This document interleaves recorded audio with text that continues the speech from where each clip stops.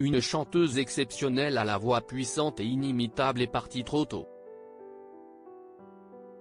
Le 26 juillet 2023, le corps sans vie de Sinéad O'Connor était retrouvé à son domicile londonien.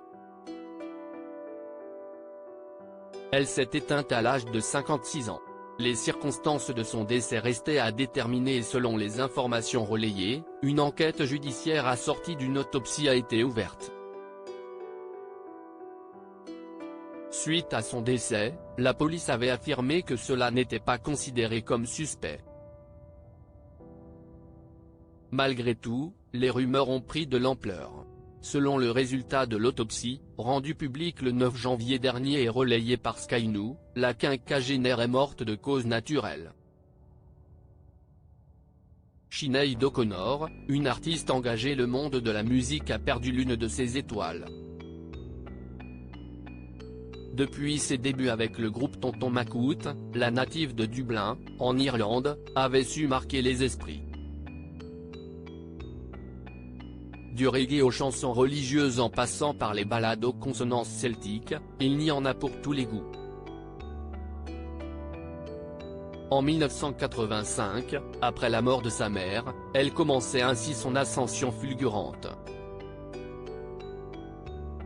Forte de ses deux albums, The Lion and the Cobra, 1987, et I Do Not Want What I Haven't Got, 1990, Sinéad O'Connor enchaînait les collaborations. Outre sa reprise du titre Nothing Compares to You, écrit par Prince, elle s'était aussi fait connaître par ses prises de position politiques. Invitée sur le plateau de l'émission américaine Saturday Night Live, en 1992, elle avait déchiré une photo du pape Jean-Paul II. La raison ? L'artiste engagée, qui avait vécu dans un couvent, dénonçait le silence de l'Église sur les abus sexuels.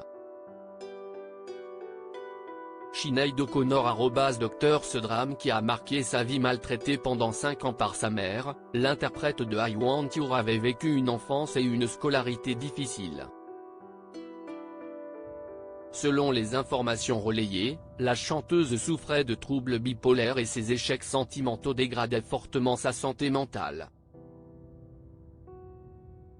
Dépressive, Sinéad O'Connor faisait face à un drame familial en 2022. Son fils Shane, âgé de 17 ans, s'est enlevé la vie. Elle ne s'était jamais remise de cette tragédie et elle avait même des pensées suicidaires. Après son hospitalisation, elle planchait sur un nouvel album. Avant de partir en tournée et d'adapter au cinéma son autobiographie Remembering, 2021.